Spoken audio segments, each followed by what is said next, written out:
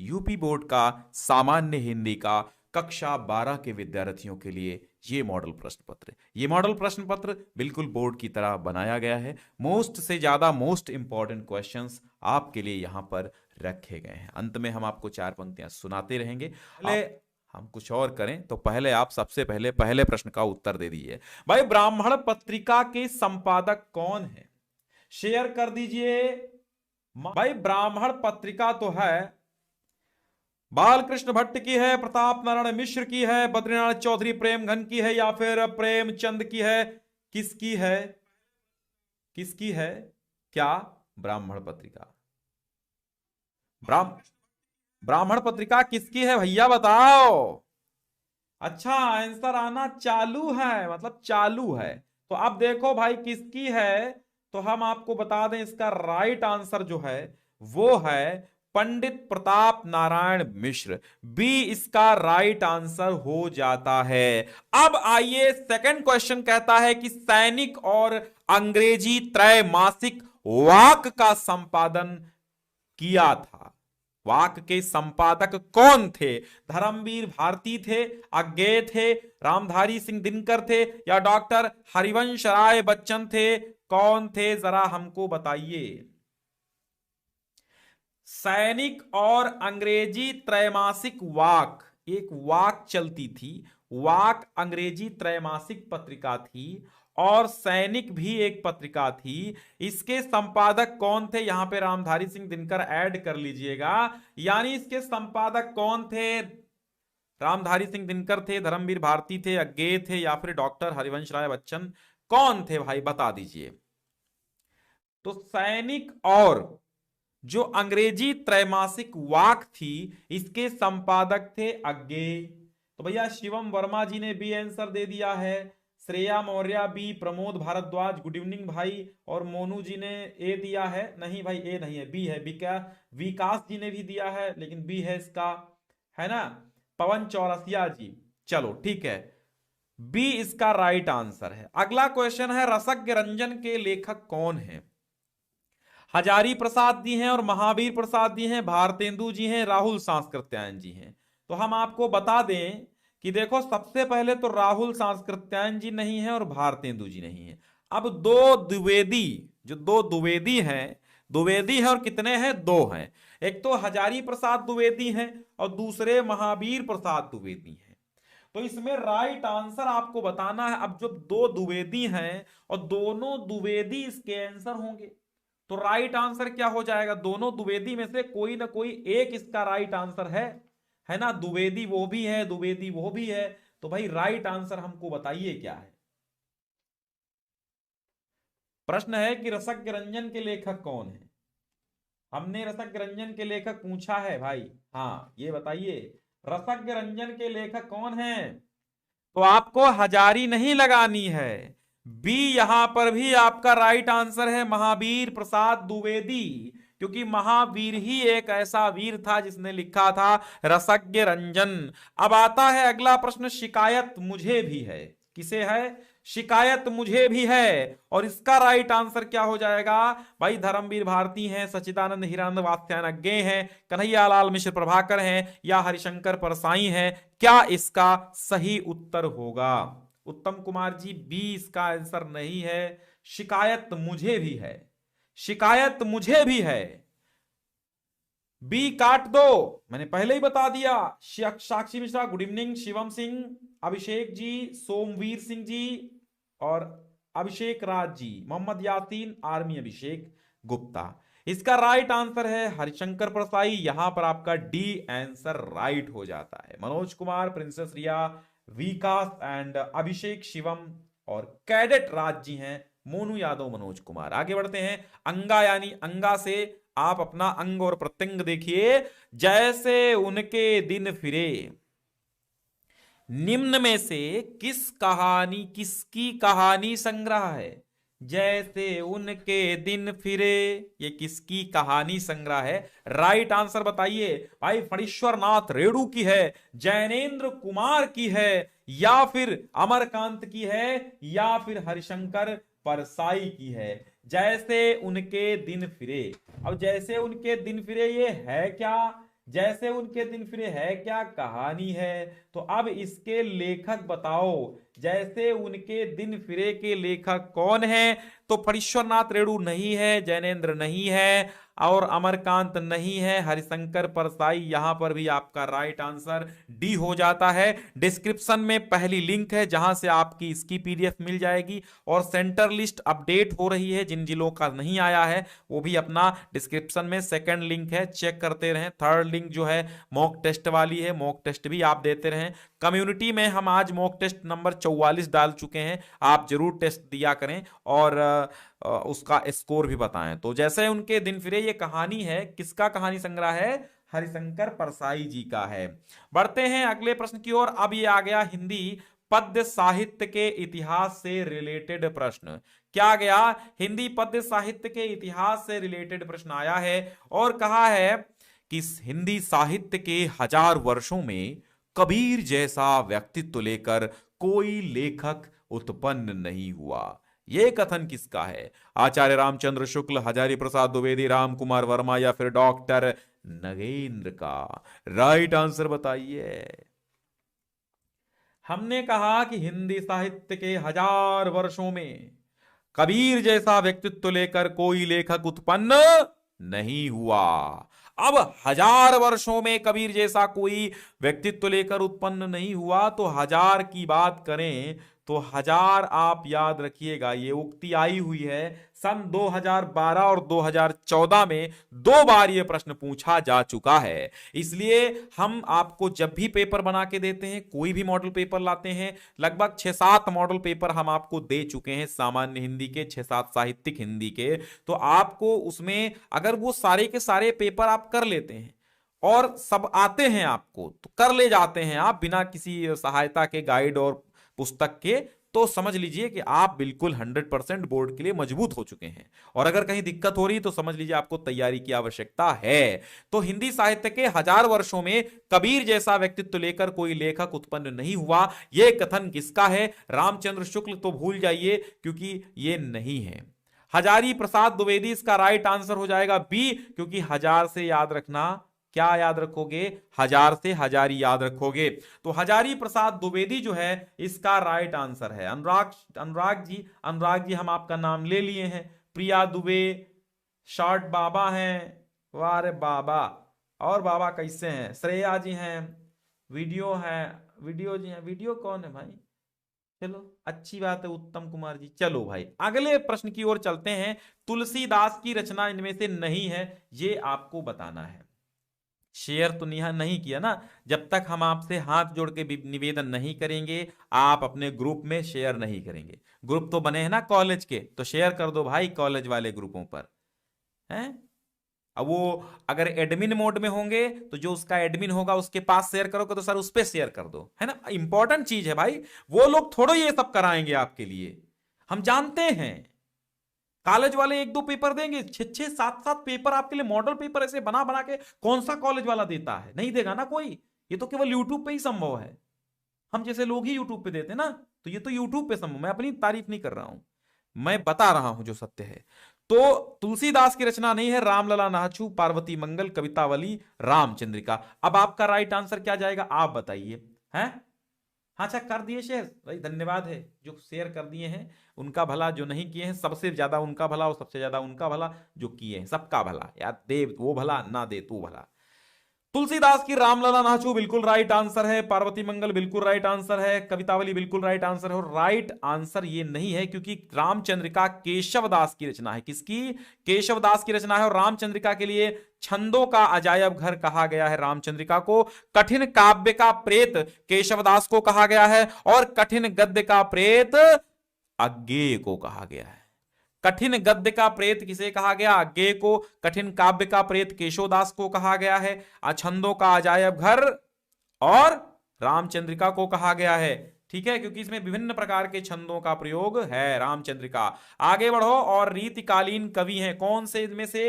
रीतिकालीन कवि हैं भैया, रीतिकालीन की हम बात करते हैं तो रीतिकाल में जो रहे हैं आपके बिहारी हैं। बिहारी तो बहुत ही मजबूत रहे, बहुत ही याद उनको करते हो, लेकिन यहां पे बिहारी ऑप्शन नहीं है तो चुनो।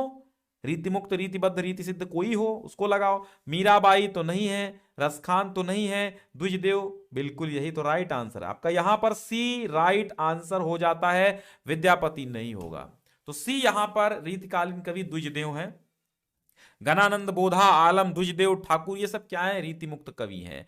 दिनकर को ज्ञानपीठ पुरस्कार मिला था भाई साहब, यहां पे वर्ष की बात की जा रही है, 1970 में, 71 में, 72 में, 74 में, कब मिला था, कब मिला था, कब मिला था दिनकर को ज्ञानपीठ पुरस्कार, कब मिला था?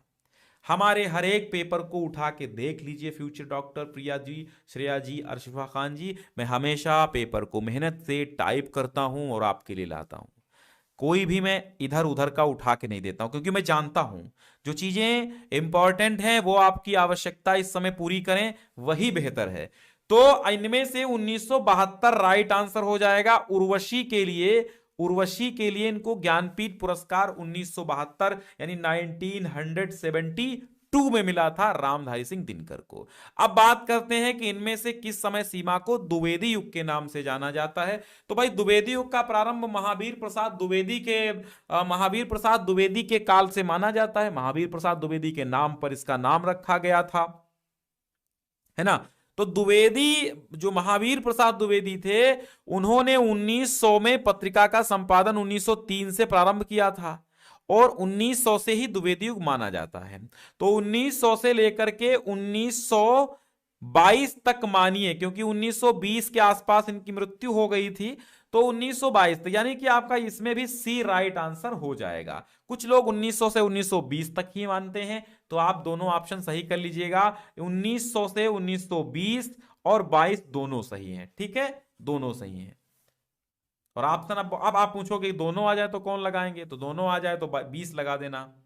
अब गद्यांश पर आधारित हैं प्रश्न, गद्यांश पर आधारित प्रश्न आएंगे और इनमें से आपको उत्तर देना होगा। 5 प्रश्नों के 10 अंक का है और 10 अंक के ऑब्जेक्टिव होते हैं। मैं बार बार बता चुका हूं, पिछले पेपर्स में बता चुका हूं, ठीक है। तगड़ा पेपर, हर एक पेपर तगड़ा होता है मेरा, और हर पेपर में हम ये सब बता चुके हैं कि भैया कौन सा, ठीक है, कितने अंक का आता है। तो जन का प्रवाह अनंत है, अब इसको पहचान कर दो, इसको पहचानो और कमेंट करो कि ये किस पाठ से लिया गया है। चूंकि हमने ये पाठ पहले ही गद्यांश कैसे पहचानते हैं वो हम बता चुके हैं। तो जन का प्रवाह अनंत है, भाई साहब जन शब्द पहले आ गया है, जन शब्द याद रखिए, भूमि आ गया है, भूमि याद रखिए, राष्ट्रीय आ गया है, राष्ट्र आ गया है, तो बस कुछ दिक्कत नहीं है भाई साहब, ये राष्ट्र का स्वरूप है ना। और आंसर दे भी दिया गया है, सत्यम पाल ने आंसर दिया है, और सोमवीर सिंह ने, और खुशी की दुनिया ने, और शुभम मौर्य जी ने भी।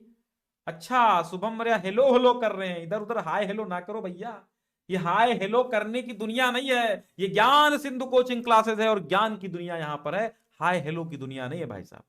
हम बता रहे हैं, जिसको पढ़ना है बहुत आराम से पढ़े, रिक्वेस्ट करता हूं। आपस में बात करने के लिए बहुत सारी साइट्स हैं, जैसे कि आप फेसबुक पे खूब चैट करिए, वहां पे ऑनलाइन जुड़े रहिए, क्या करना है, लेकिन यहां पर प्लीज आप ध्यान दीजिए चैप्टर की ओर, क्योंकि मैं भी आपकी कमेंट पे बार बार नजर रखता हूं। चलो हम पढ़ाते हैं बकवास ना करते हुए। तो जन का प्रवाह अनंत होता है। अभी ये एक दिन बच्चे ने हमसे, किसी ने पूछा था कि जन का प्रवाह सर क्या होता है, वो भी बताएंगे हम, अभी बताएंगे, सब कुछ बताएंगे। तो सहस्त्रों वर्षों से भूमि के साथ राष्ट्रीय जन ने तादाद में स्थापित किया है। तादाद मीन्स समन्वय, समन्वय मीन्स मतलब एडजस्टमेंट किया है। जब तक सूर्य की रश्मियां नित्य प्रातः काल भुवन को अमृत से भर देती हैं, तब तक राष्ट्रीय जन का जीवन भी अमर है। इतिहास के अनेक उतार चढ़ाव पार करने के बाद भी राष्ट्र निवासी जन नई उठती लहरों से आगे बढ़ने के लिए अजर और अमर हैं। जन का संततवाही जीवन नदी के प्रवाह की तरह है, जिसमें कर्म और श्रम के उत्थान के अनेक घाटों का निर्माण करना होता है। अगर आप एक लाइन पढ़ेंगे और प्रत्येक लाइन में आप प्रश्न बनाएंगे, जन का प्रवाह अनंत होता है, तो यहीं पर आप पढ़ते समय ही प्रश्न बना लो किसका प्रवाह अनंत होता है। उत्तर आ गया जन का। सहस्त्रों वर्षों से भूमि और तथा के साथ राष्ट्रीय जन ने क्या प्राप्त किया है तादाद में, तो राष्ट्रीय जन ने किसके साथ तादाद में प्राप्त किया है? शास्त्रों वर्षों से भूमि के साथ। यही ट्रिक है उत्तर करने की। उपयुक्त पाठ के गद्यांश का नाम, लेखक का नाम आप जान ही गए हैं। रेखांकित अंश की व्याख्या की बात आई है, तो भाई रेखांकित अंश की व्याख्या एकदम सरल होती है, कुछ इसमें दिमाग नहीं लगाना होता है। आपको करना है ये लेखक डॉक्टर वसुदेव शरण अग्रवाल के अनुसार, जब तक धरती पर सूर्य की किरणें प्रतिदिन आती रहेंगी और इस धरा को अमृत से भरती रहेंगी, यानी आपको अपनी भाषा में बात करना है, इस धरा को अमृत से भरती रहेंगी, तब तक राष्ट्र के लोगों, राष्ट्र के निवासियों का जीवन भी अमर है, अर्थात ये मानवता भी अमर है। ठीक हो गया। अब कहता है थर्ड क्वेश्चन। थर्ड क्वेश्चन ये कह रहा है कि भाई जन का प्रवाह से क्या तात्पर्य है? ये रहा जबरदस्त क्वेश्चन। तो जन का प्रवाह का तात्पर्य यह है कि जन का प्रवाह अंतहीन होता है और प्रत्येक राष्ट्र में निरंतर अनेक प्रकार के परिवर्तन आते रहते हैं। इसके बावजूद भी राष्ट्र के निवासियों की श्रृंखला निरंतर अबाध गति से चलती रहती है। यही है जन का प्रवाह। समझ में आया? आप लिखेंगे जन का प्रवाह से क्या तात्पर्य, तो आप लिखेंगे कि जन का प्रवाह अनंत होता है, यानी कि अंतहीन होता है। सदियों से जन का प्रवाह चला आ रहा है और चिरंतन रहा है, शाश्वत है, निरंतर यह चलता रहेगा और राष्ट्र के निवासियों की जो श्रृंखला है वो निरंतर अबाध गति से चलती रहेगी। यही है जन का प्रवाह, है ना। जैसे नदी बहती रहती है, ऐसे मानवता चलती रहती है। 100 पीढ़ियां, हमारे बच्चे, हमारे बच्चों के बच्चे, हमारे बच्चों के बच्चे, बच्चों के बच्चे, ऐसे ये जन का निवास रहेगा। हम लोग किसी पीढ़ी खत्म हो जाएंगे, अगली सैकड़ों पीढ़ियां आती रहेंगी। हम लोग सैकड़ों वर्ष पहले मर चुके होंगे, आगे की जब सैकड़ों पीढ़ियां आएंगी, तो यही है जन का प्रवाह। राष्ट्र जीवन निवासी जन किसके समान आगे बढ़ने के लिए अजर और अमर हैं। उत्थान के घाटों का निर्माण कैसे होगा? एक में ही 2 प्रश्न पूछ लिए गए। तो राष्ट्र निवासी जन किसके समान? तो नदी के समान। किसके समान? नदी के प्रवाह के समान आगे बढ़ने के लिए अजर और अमर हैं। अब आप पूछेंगे अजर मींस क्या होता है? जो कभी बूढ़ा ना हो। तो ना तो कभी बूढ़े होने वाले हैं, ना तो कभी मरने वाले, ये चीज मतलब इसका अर्थ होता है। तो अजर और अमर हैं। उत्थान के घाटों का निर्माण कैसे होगा? कैसे होगा उत्थान के घाटों का निर्माण? तो उत्तर लिखिएगा कि नदी का प्रवाह निरंतर प्रवाहित होने के कारण बीच बीच में जो डेल्टा छोड़ता जाता है, इसी प्रकार राष्ट्र के जन के भी अपने कर्म और श्रम द्वारा उत्थान के अनेक प्रतीक, अवशेष, चिन्ह छोड़ते चले जाते हैं। यही होता है घाटों का निर्माण। ठीक है। हाँ, तो कर्म और श्रम के द्वारा ही अनेक उत्थान के घाटों का निर्माण होगा। यहां भी ऐसा भी आंसर आप लिख सकते हैं, कोई दिक्कत नहीं है। यहां पे घाटों लिखिएगा। जो कुछ भी हम इस संसार में देखते हैं वो ऊर्जा का ही स्वरूप है। जैसा कि महर्षि अरविंद ने कहा है कि हम ऊर्जा के ही अंश हैं। इसलिए जब हमने ये जान लिया है कि आत्मा और पदार्थ, हमने ये जान लिया है कि आत्मा और पदार्थ दोनों ही अस्तित्व का, वजूद का हिस्सा हैं, वह एक दूसरे से पूरा तादाद में, पूरा समन्वय, पूरा एडजस्टमेंट रखते हैं। तो हमें यह एहसास भी होगा कि भौतिक पदार्थों की इच्छा रखना किसी भी दृष्टिकोण अर्थात किसी भी नजरिए से शर्मनाक या गैर आध्यात्मिक बात नहीं है। ओके बेटा। अब यह कहता है गद्यांश के पाठ का नाम और लेखक का नाम बताइए। हिचकिचाए जो मुसाफिर पार हो पाए नहीं, और जिनने हिम्मत बांध ली वो सख्त दरिया पार थे। अब आपको क्या करना है? हिम्मत बांधनी है कि पीछे रहना है? इसलिए हम यही कहते हैं, जिस समय में जो काम आपको मिला हो, जिस समय में जो भी काम आपको मिला हो, उस समय उस काम को बेहतरीन ढंग से करना चाहिए। इस समय आपके माता पिता ने आपको पढ़ने का काम दिया है, तो कृपया आप पढ़ें, उनके सपनों के धुआं ना करें। चलो, तो ये कहां से लिया गया भाई? अभी देखिए, आप लोग थोड़ा सा हमको आंसर कर दीजिए, ये पाठ का नाम और लेखक का नाम।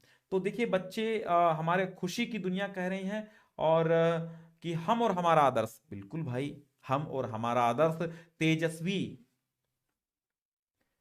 है ना, तेजस्वी मन से के संपादित अंश हैं। और जब तेजस्वी मन के संपादित अंश हैं, तो आपको समझ में आ गया होगा इसके लेखक भी। तो बताओ कौन लेखक हैं? इसके लेखक कौन है बताओ? इसके लेखक कौन हैं? हम ऊर्जा के ही अंश हैं। तो इसके लेखक कौन हैं? लेखक बताइए, हम और हमारा आदर्श के। अरे आप जानते हैं, इसके लेखक हैं डॉक्टर एपीजे अब्दुल कलाम। ठीक है, चलो अब रेखांकित अंश की व्याख्या।